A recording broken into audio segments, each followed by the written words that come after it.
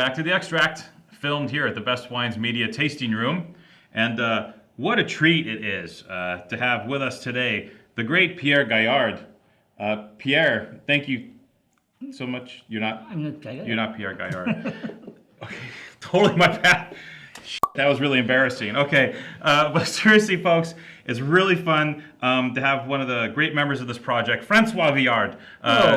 No, I am Yves Cuilleron. Yeah. Who? Yves Cuilleron. Oh, there's three of you. Yes.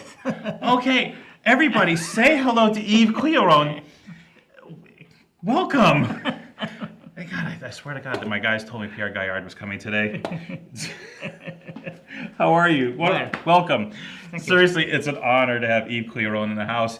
He is one of the greatest vintners of Viognier and Syrah in the world. So please, everyone, take note of what Monsieur Cuilleron has to say today, because it's all very important information. He is a well-informed, imaginative, fantastic vintner of Syrah and Viognier wines, and what a treat it is to have you here. Yves, welcome. Thank you. Welcome to the tasting room today. And today we're talking about the project you're doing with two very good friends of yours. Yes. And the project is called Les Vins de Vienne. Mm-hmm. And what is a Vienne? Where is Vienne? So Vienne, it's a small town at the north of the Rhone Valley. Mm-hmm. It's just under the town of Lyon, the second town in France. And now it's a small town, but it's enter of the Rhone Valley by the north. Okay. And this town used to be very famous 20th century ago during the Roman times. Mm-hmm. At this time, Vienne was more important than Lyon. Mm-hmm. And the Romans who stay in Vienne begin to plant the vineyard in terraces in the hill in front of Vienne. Mm-hmm. So what gave you the idea, of course, well, Vin de Vienne makes many wines from multiple appellations in the northern Rhone. But what gave you the idea, you and the boys, the idea to create wines from areas outside of the normal northern Rhone areas? In fact, it's when we see the place. The place is fabulous, and when we go in we see the soil, we are sure to make a great wine. Mm-hmm. And when we know it was an old vineyard, very famous in the past, we were very excited to replant it. Mm-hmm.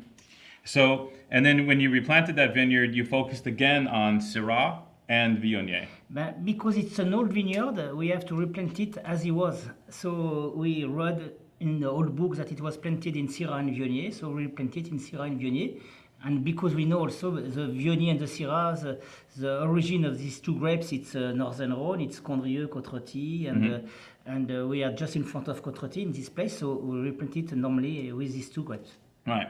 And their wine, Sauterneum, well, you make three wines, right, from that terroir? The most important wine we make, it's a red, because we think it's a really good terroir for the red, because it's the same terroir than Côte-Rôtie, and Côte-Rôtie it's red wine.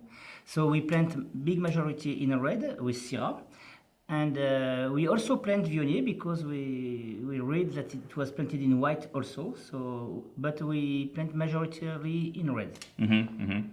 And we have three cuvées, two in red, one in white. 100% Viognier and two cuvées in 100% Syrah. Right. And now that brand, like Sauterneum and the other two, are the anchors of your program. They're like what kind of gives Vin de Vienne its base, right? But yes. But we have a range of wines here. Yeah. That are really impressive. Yes. The origin of the Vin de Vienne, the joint venture, it's to replant this vineyard. But as soon as we begin to make the first vinification of this wine, we bought a place to make the vinification, and we have some place, and because we are friends, and we said, oh, why not try to make other wine together? We have our own winery, we make our own wine with our own style, but to work with friends, it's a different way to work. It's more difficult when you are alone. You do what you want with your inspiration. Right. When you are three, you have to defend your personality, how you want. But it's more you learn more to work in team, and and you sometimes it's a long discuss. And perhaps the wine of Vin de Vienne are more precise because there is more concentration between the tree and more. We go more. When we make the wine alone, we are more intuitive and we do like that. When we make together, we have to have more reflection to convince the other to follow this way. Well, I get the feeling because so many times when many great winemakers get together, there can be a problem. You butt heads and the wine. I've tasted many projects with great winemakers working together, and the whole is not as good as the parts. They should have been separate. But here, I think this is a unique situation because, in fact, it's three of the greatest winemakers in the Northern Rhone getting together to produce wines that are really soulful and really delicious. In fact, it's more easy to make a project when you are your own project alone. Like that, your ego is done for your wine. Yeah. And after you work in team, it's a different way to work, and you know what you can do alone, and you try to work with others and perhaps to make some progress because you always learn from the others, and I think it's that. Yeah. See, let's talk a little bit about the wines on the table right now. These just Vin de France. Yes. They're just labeled Vin de France, but there's so much more than that. The Remillage label. Yes. What's the inspiration behind this label, and where did the grapes come from? The idea of this wine, Remillage, it's to make a wine with a lot of freedom. Because when we are in France, in appellation, we have a lot of law. We have to follow the regulation, the varieties, everything, and we want to be free. So it's for that we work in Vin France. Yeah. To make some tries, some blends, It's for that often in this wine it's a blend of northern Rhone and southern Rhone. It's a blend of variety not allowed in appellation. And the only thing we want for this wine is to have a good balance, a good wine, fresh wine, fruity wine. We are very proud, and it's more a creation than a tradition. Right. The wine's absolutely delicious. Yes. I mean, this is like perfect house wine. What's in the Remillage Rouge? So Remillage Rouge, it's 100% Syrah. 100% Syrah. Okay. Yeah.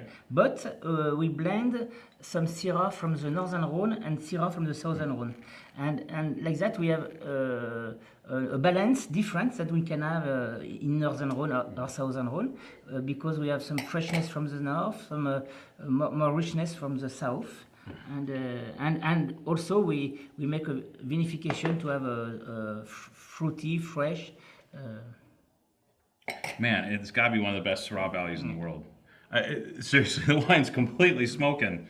And 13, good vintage. Yes, 13, it's a good vintage in Northern Rhone. It's we harvest late, but for me, 13, it looked like a little 2010, and 2010 is a great vintage in Rhone Valley, and I think it's a little under, but not very far, and it's fresh vintage. We harvest late.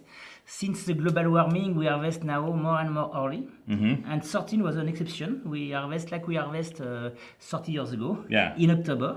More classic in that sense. So it's a classical vintage from the old past with more freshness. When the maturity is later, the days are more short and more cool, and you have a slow maturity, and you preserve the acidity, and you keep a balance. And if you have a good weather at the end, you have maturity and balance, and I think this vintage is interesting for that. These are awesome. I want to talk about the Viognier very quick. We only have a couple minutes. Yeah. So all three of these guys are Viognier masters, Condrieu masters. They live it, they breathe it. So when you guys get together to make a Viognier, just a straight Viognier, what are you looking for?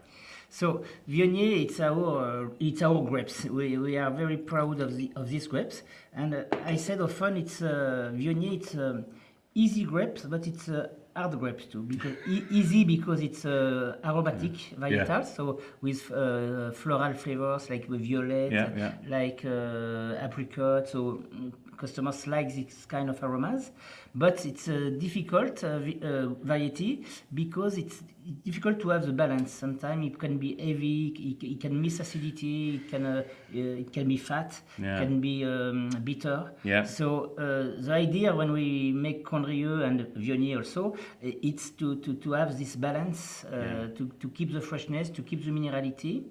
And Viognier also can be excessive in aromas. And no, we don't want that. We don't to have more minerality and balance. And like that, you really have a good expression of a Viognier. The wine's impeccable. Yeah. I mean, For me, Viognier, it's a really great grapes. It's aromatic. And often we said Viognier have to be drunk young because it's very aromatic. It's the primary aroma. But I think also on a good bottles of Condrieu, you can age it, and it's aged very well. it does? Yes. Yeah? It changed. It's not fruity after 10 years. It's not floral, fruity. But this wine has potential to have an interesting evolution. And sometimes we drink a bottle of Condrieu from the beginning of the 2000, and it's very interesting. And it's in good shape. Yeah.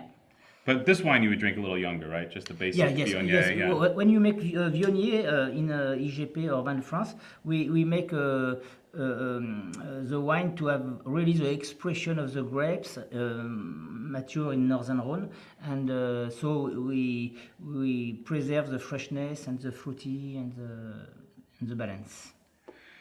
3 ridiculously good wines, labeled Vin de France, but there's so much more than that.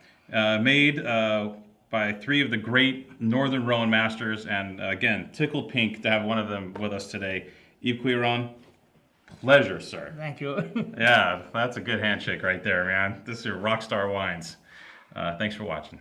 Thank you.